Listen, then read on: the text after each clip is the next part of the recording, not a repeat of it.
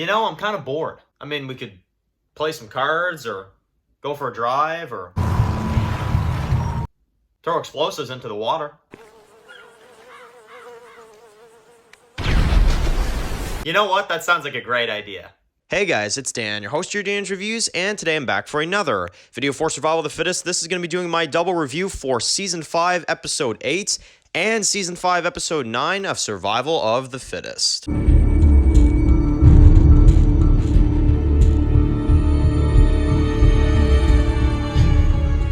Okay guys, this is going to be doing another video for today. This one's going to be doing another video for Survival of the Fittest. And in today's video, we're going to be doing a double review for both Season 5, Episode 8 and Season 5, Episode 9 of Survival of the Fittest. So, this is a double review for Survival of the Fittest. We did not get around to doing the review last week. So, it's actually kind of fitting that we do these reviews together as well, too. Just because, well, spoiler warning, of course, if you have not seen both of these episodes yet. This is the end of a story arc. This is the end of the Brotherhood storyline. So it kind of is fitting that we're actually doing these reviews together because it really does feel like two episodes almost kind of like in one. You know, it really does. So this is basically what goes down in these episodes. Episode 8, obviously after, of course, you know, a pretty chill episode 7, I would say.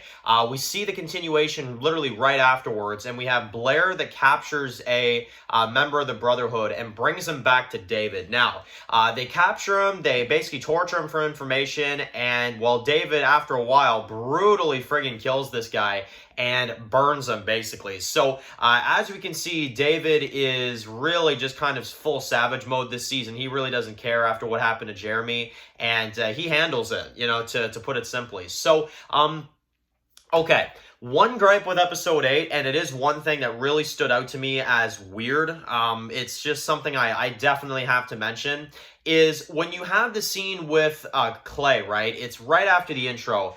They bring back the prisoner, and at the end of episode 7, obviously we saw the death of Zoe, and we saw Clay reacting to this. He's like, no, like, you know, he's reacting like this. And I feel like I missed something, but it's so weird. He's freaking out at the end of episode 7, and then randomly in episode 8, he goes up to David and he's like, hey, buddy, I got something I gotta show you. Like, what? Like, wouldn't you be freaking out? Why would you wait until the sun rises for you to walk over to Dave and be like, hey, by the way, there's something you should probably see? Like, what? Like, that made no sense. So, honestly, that was one thing that really threw me off this episode. I do not understand why last episode Clay was having a friggin' mental breakdown when he saw this, and then this episode he's like, hey, like, come see this, David. Like, I'm like, what? Like, you'd think he would have, you know, gone to get him or someone would have done something. Like, honestly, that scene just made absolutely no sense to me. So, anyway, that's one huge gripe with the episode. That, to me, that is a plot hole because, honestly, that is unlike Clay. To see something like that last episode, to be freaking out like this, and then this episode he's just like, oh, yeah, by the way, something happened. You gotta see this. Like, oh my god, honestly, I do not understand that whatsoever. So, anyway, then you got the Brotherhood. Obviously, we do have a big group of the dead, or lurkers, I guess they're called in this show. And we do actually see that there is a pretty big gang of them not too far away from the Brotherhood group. So we do see that. That was also really cool. And you get, you know, kind of some build-up scenes.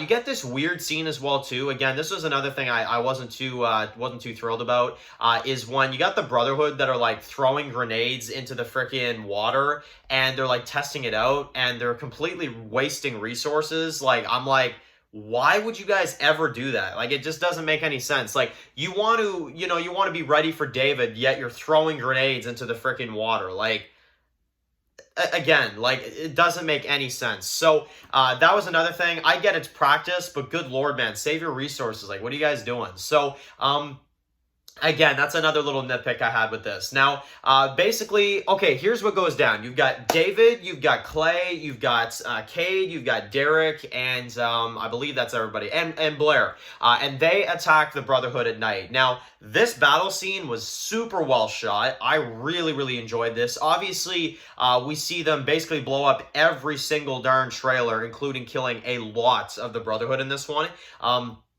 which is really cool. We had some good fight scenes, obviously. Wayne did not get killed. David, kind of took a shot at it, but he didn't kill him yet. He kind of gets away for one more episode. So, yeah, really, really cool. And it's a really, really well-shot battle as well, too. I think this one was really, really well done.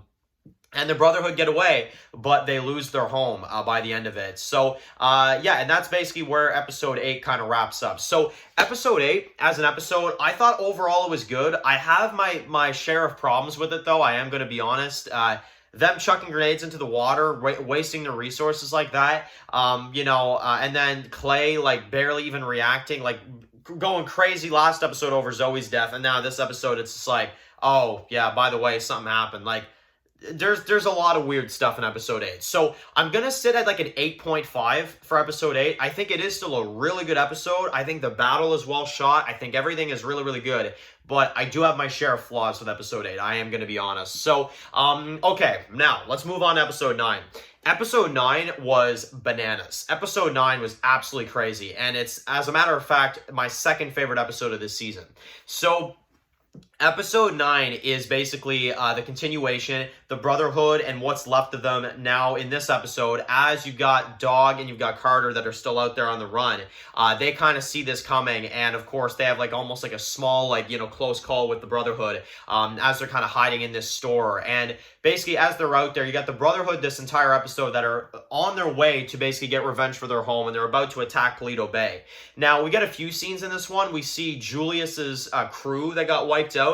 We see that scene, kind of some slow, build up, some dialogue, kind of, developing the characters a little bit. And well, basically, then we see Paleto Bay get attacked by the Brotherhood. Now, this attack scene was really, really cool. As they basically show up to the gates, you've got Cade that kind of has this standoff with them.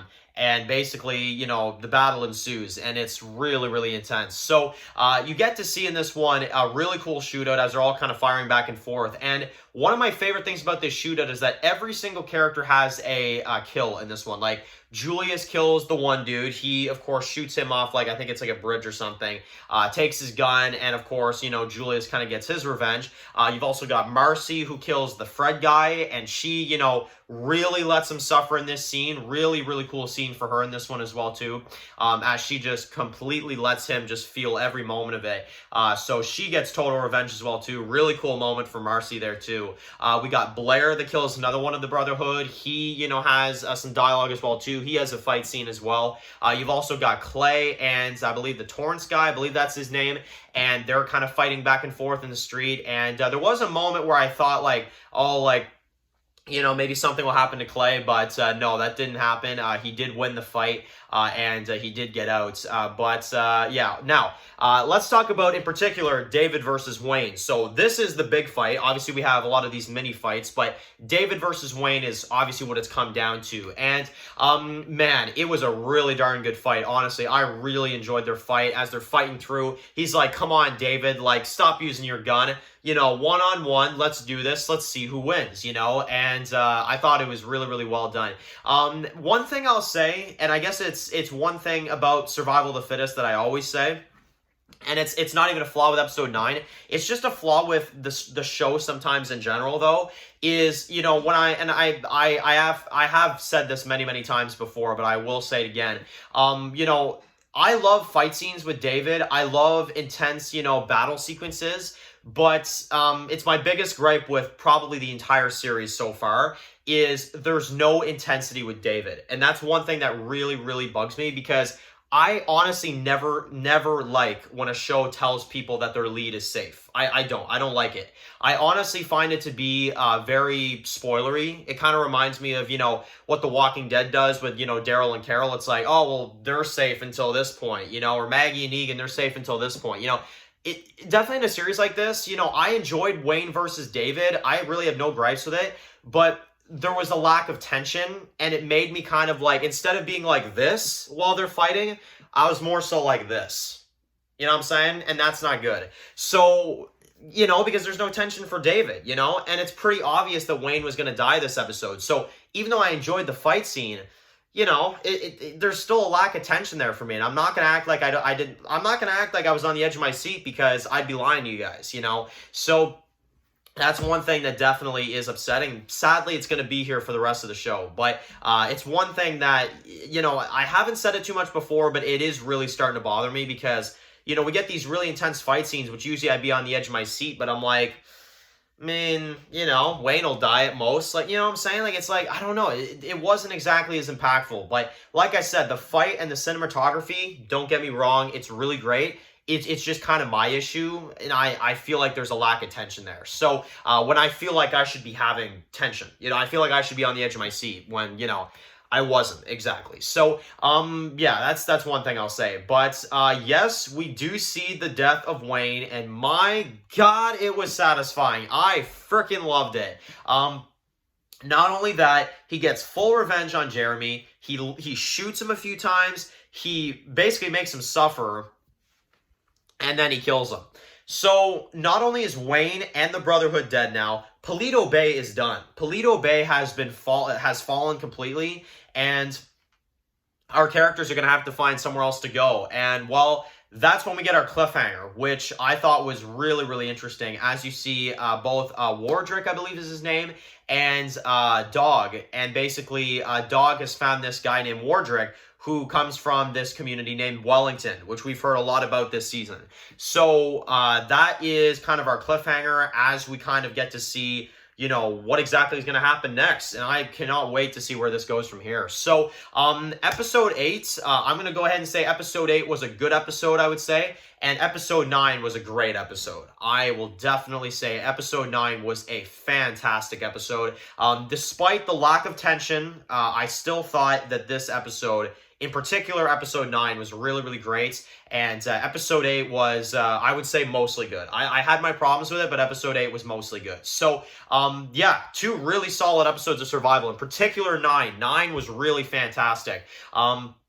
Really enjoyed it, and we've got episodes 10, 11, 12, and 13 left. So definitely let me know, what are your expectations going into these final few episodes of the season here, guys? Let me know, and let me know what you guys thought about these 2 episodes. What did you think of the Brotherhood overall as villains? I thought they were pretty good. I mean, they were no capos, but honestly, I thought they were really, really interesting. So that's my thoughts on this. Definitely let me know in the comments what you guys thought, and that is it for this review, guys. Thank you all so much for watching this video. Write your comments in the comment section below. And of course, guys, if you're new here, click subscribe and tune in with some of my videos for Survival of the Fittest. Follow Dan's Mark Reviews, subscribe, guys, and of course, I'll see you guys very soon for another video for Survival of the Fittest. Enjoy the rest of your day, guys, and peace out. My God, no!